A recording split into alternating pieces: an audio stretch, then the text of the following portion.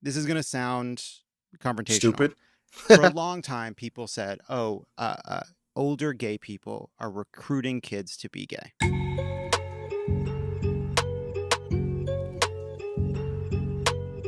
Without further ado, let's go ahead and jump into this video. Maher goes on, one of the largest podcasts on the left, Pod Save America. Let's not, you got to go. That's good. That's it. You're just leaving? Go. Yeah, I'm just leaving. Let's just say it goes sideways. He ends up walking off. There was a very big story this year.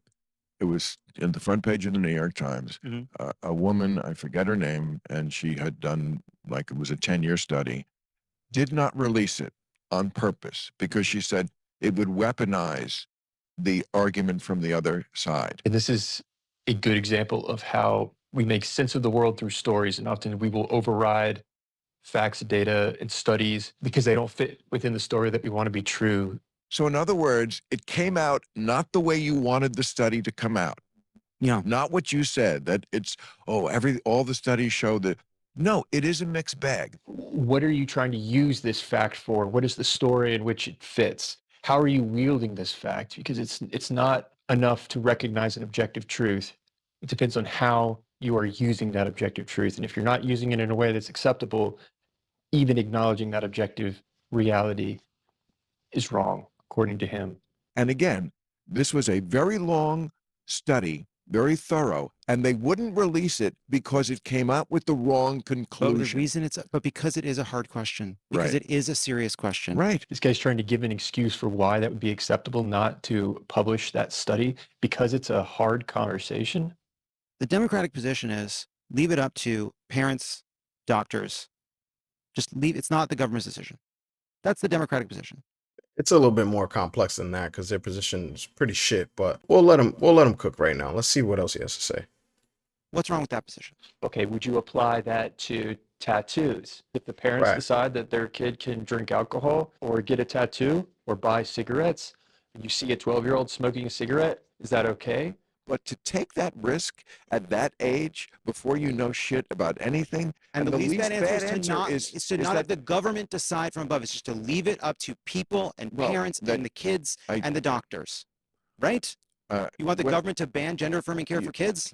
If what you mean by gender-affirming care is irreversible medical procedures for minors, that is the argument in a nutshell. Also, the oversimplification of the topic is another problem within itself. It's like, oh, you want them to ban gender affirming care? It's like, yeah, I mean, there are things you don't do with children because it's harmful for them. You know, just feeling like you don't belong in a body doesn't justify saying, hey, we need to do XYZ. This is one of those topics that's just, it's out of control, but also the mental gymnastics that people usually on the left do and who are Democrats do for this is just impressive to me. Like, I don't understand why this is such a big deal for you. Why do you care? Why is it turned into this level of, we need to do this so bad because if we don't do this, then we're going to lose the rest of the plot. So, yeah. Well, the Democratic position in this state has been... That's California. The kid can...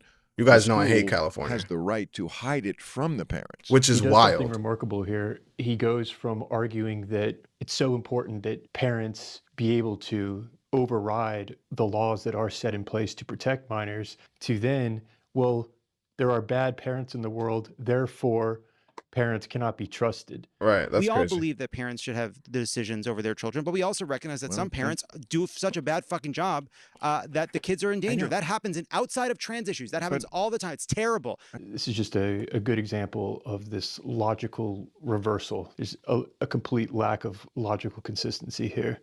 Some parents are fucking terrible. Somehow the fact that there are terrible parents in the world gets erased on these questions. Do I think that schools should, as a baseline, be keeping a secret from parents? Of fucking course not. No one thinks that. No one thinks apparently that. That's so. What are you proposing? Exactly. So what are you? Because what are you arguing? Are bad parents. That is the question. That they put this in their head too much. That's my thing. Should you tell a kid, look, there's a default setting for humans, male and female, but there are variations. That's absolutely true. 10 years ago, 20 years ago, the pattern that we're seeing now is not occurring. So something has happened psychologically. Not only that, but this whole idea of nerfing the world because there are some bad parents that we need to create a law for all parents is ridiculous. We don't do anything like that, and our society hasn't gotten to where it's gotten to, despite of where what you think of our society. But our society hasn't gotten to where it is by saying, hey, we need to nerf the world, or we need to create laws for a small, minute people. Like, this whole thing would be simply solved by making it person to person. You want to have a bathroom? Make a unisex bathroom. Make a one person bathroom. Locker rooms, make a third locker room for whatever you feel like. Said there's only two sexes. Again, pendulum swinging way too far to stupidity. Okay, obviously sex is more complicated than just two sexes. It is objective fact that there are two biological sexes. It's a matter of how this is approached by law. And Trump is saying when it comes to the law, we can only recognize two sexes. When it comes to spaces, bathrooms. If we change that when it comes to laws, that is what opens up the potential for a man to decide tomorrow he's a woman and then legally gain access to spaces he would not otherwise have access to, or to compete in sports he would not be able to compete in. People are taking that as though it's a war on people's ability to identify as trans.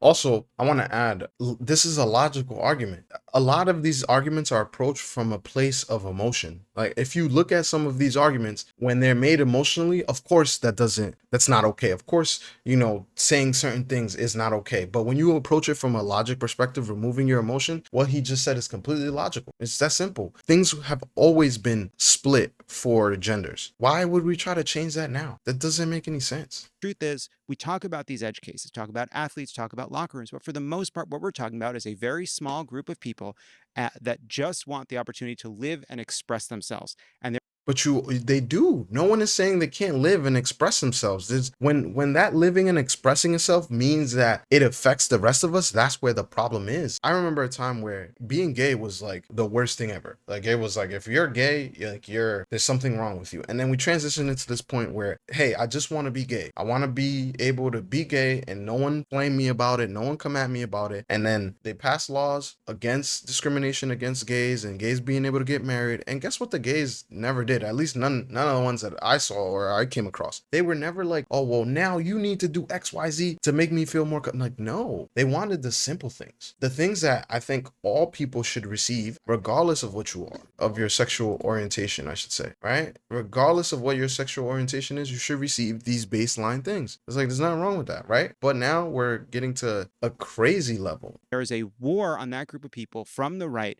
to make salient extreme cases, edge cases, not for the purposes of stopping those, but for doing what the Trump administration is doing entirely, which is stopping all gender affirming care altogether and making trans people for kids nervous, not for grown folks. Pee at the airport. He's making a leap That's from crazy. the legal recognition of two genders when it comes to the law, now claiming that no one can identify as trans as being Trump's goal. Where's the evidence that Trump is trying to stop everyone's ability to be trans?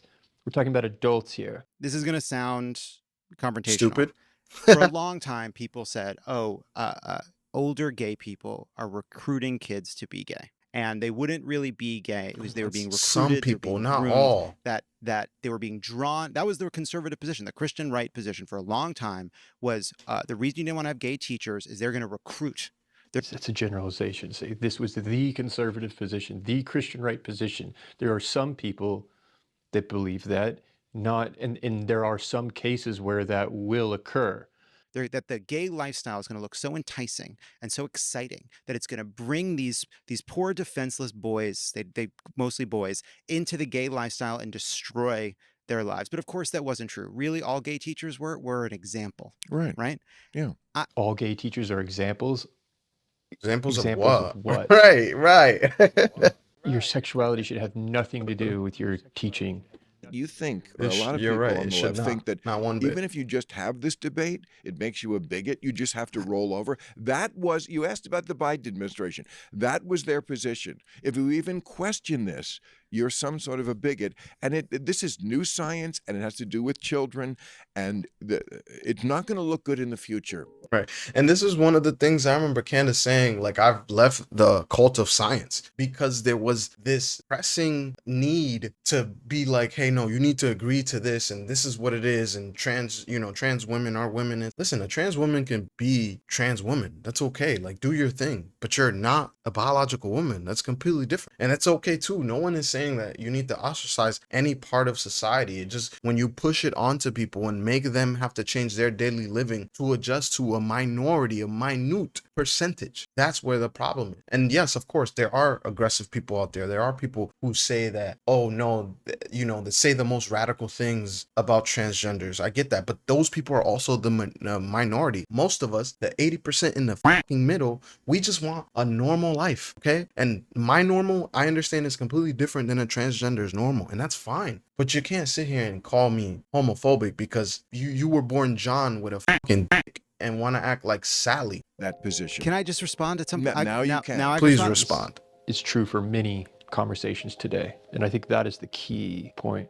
You want to lose every election, just keep coming down on the side of parents coming in second in a who gets to decide what goes on with my kid contest. First of all, I'm not. The inability to even have the conversation, to even question these concepts, and that's the biggest problem. Categorized as a bigot. There are a few examples of people getting older and realizing that they shouldn't have transitioned. That happens. It's real. That's real. Yeah, more than a few. But there are also really important surgeries that people get for their heart, and they go wrong, and somebody dies. And nobody says we must stop the cardiologists. No one says we must stop the surgeons. We say, let's... That's your analogy? Well, this is why I don't watch Pod Save America. They're just fucking like, that's what it is. How do you make that correlation between a heart surgeon and a doctor who is allowing gender affirming care for a child? That if you're an adult, if you're after 18, you want to do whatever you want, that's fine. You want to glue your asshole to your forehead, please do. I'll support you. They've been talking for an hour and a half at this point.